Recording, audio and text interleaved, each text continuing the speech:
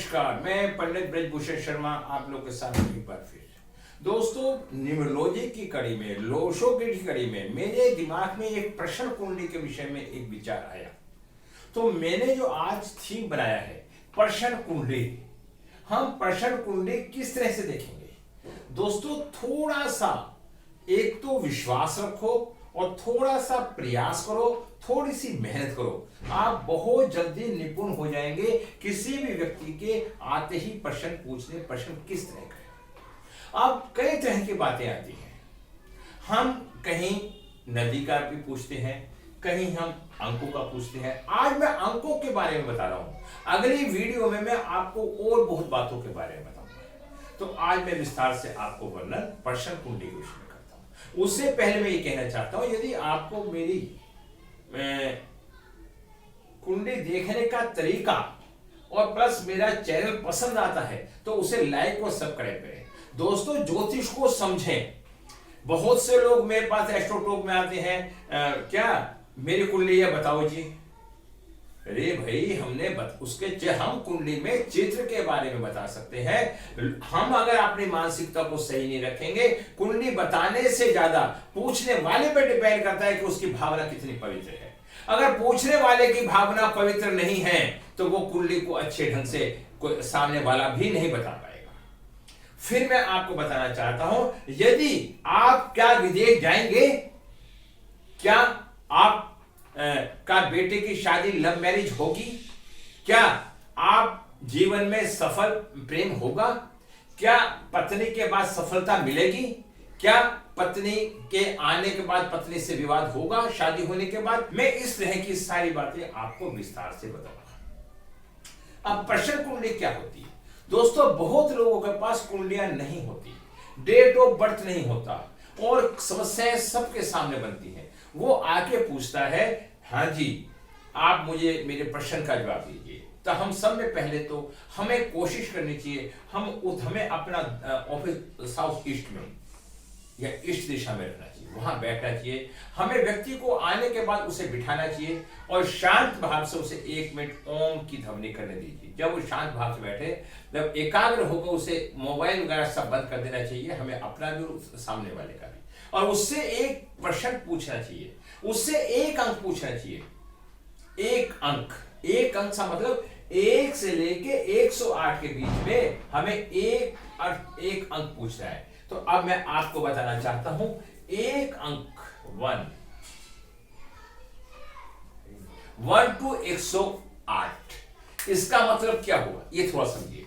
हमारे 9 ग्रह हैं और 4 नक्षत्र हर ग्रह के हैं, तो 9 आप समझ रहे हैं, 9 ग्रह हैं तो हम 12 और हमारी 12 राशियां हैं। तो आप सोच सकते हैं इनका जो हम वो मल्टीप्लाई करेंगे तो 108 आएगा। तो आप समझ गए, 12 निमा 108, 12 राशि, 9 ग्रह, 1 ग्रह के 4 चरण। आप समझिए इस बात को। आप देखना दोस्तों, शास्त्रों में हमारी जो माला होती है, मनके की माला, उसके अंदर भी तो 108 माला होती है। उसके पर्पज यही होता है, हम हर नक्षत्र से गुजर के उस शब्द को बोलते हैं।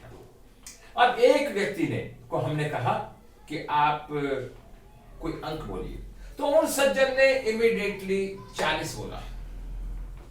40 को हमने 12 से डिवाइड कर दिया तो 12 या 36, हमें क्या बचा? 4 से मतलब है कि उसकी राहु से संबंधित परेशानियां हैं।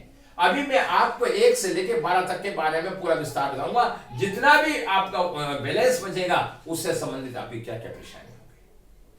आप दूसरे को व्यक्ति से हमने पूछा बताइए, तो उसने बताया 50।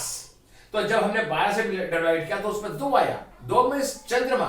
तो हम ये बता सकते हैं उसका चंद्रमा से, मन से संबंधित परेशानी है, उसकी तिड़मबाजी से परेशानी है, कोई अचानक कोई परेशानी आ गई, इसके मन से संबंधित परेशानी आ गई। इसी तरह हम उसके प्रश्न का जवाब हम आसानी से निकाल कर दे सकते हैं। अब मैं आपको बताना चाहता हूं, हमारे लोशो ग्रिड के अंदर ये 9 अंक होते हैं, 492 357 816। अगर आपका बैलेंस 2 आता है नीचे, तो चंद्रमा, माता, भूमि से संबंधित कोई भी समस्या हो सकती है। उसके बाद अगर उस व्यक्ति के पास बैलेंस 3 आता है तो उसकी एजुकेशन से संबंधित, गुरु से संबंधित, शादी से संबंधित किसी भी तरीके की समस्या हो सकती है। और उसके बाद अगर उसका 4 नंबर आता है तो 4 में धन से संबंधित, पैसे से संबंधित और एफडी से संबंधित, इनकम से संबंधित या कोई अचानक घटना घट गई है उससे संबंधित कोई भी घटना हो सकती है। अब अगर उसका बैलेंस आता है 5 तो उसके अंदर क्या पाया जाता है, कहीं ना कहीं कम्युनिकेशन स्किल उसका खराब होता है। 5 नंबर आने से उसका क्या होता है, पेट भी खराब हो सकता है, वो उसका पैसे के लेन देन से संबंधित समस्या होगी, कम्युनिकेशन स्किल के बारे में होगी। अब बैलेंस अगर आता है 6 लेस करने के बाद तो उसकी शुक्र से संबंधित, पत्नी से संबंधित, प्रेमिका से संबंधित कोई भी समस्या हो सकती है। क्या प्रेमिका उसे छोड़ सकती है, प्रेम कर सकती है, मतलब प्रेम से संबंधित, रिलेशन से संबंधित, मेल और फीमेल से संबंधित, लग्जरी सामान से संबंधित, घर की सुख सुविधा से संबंधित कोई ना कोई समस्या उसके साथ होगी। अगर उसका बैलेंस आता है नीचे 7, इसका मतलब होता है केतु संतान से संबंधित परेशानी या संतान से संबंधित, परिवार से संबंधित, बेटे से संबंधित या शरीर में एलर्जी से संबंधित कोई भी परेशानी हो सकती है। और यदि उसका बैलेंस आता है 8, अब बैलेंस 8 आने पे क्या आता है, शनि से संबंधित उसके अचानक से घटना, दुर्घटना, चोट फेट, मेहनत, आलस, ये सारी समस्याएं उसके साथ हो सकती है। उसके बाद आता है 9 नंबर। 9 नंबर किससे संबंध रखता है, मंगल से।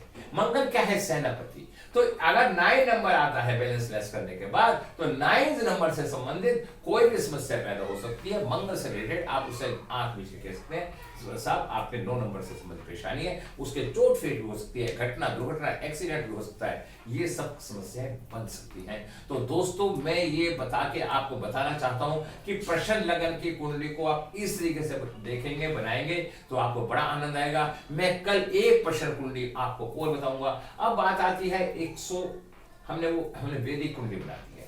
1 नंबर मंगल का, 2 नंबर चंद्रमा का, 3 नंबर बुध का, 4 नंबर चंद्रमा का, 5 नंबर सिंह का, सूर्य, और 6 नंबर कन्या का, 7 नंबर शुक्र का, 8 नंबर वृश्चिक का, 9 नंबर धनु का, भाग्य का, 10 नंबर मकर का, 11 नंबर कुंभ का, 12 नंबर मीन का।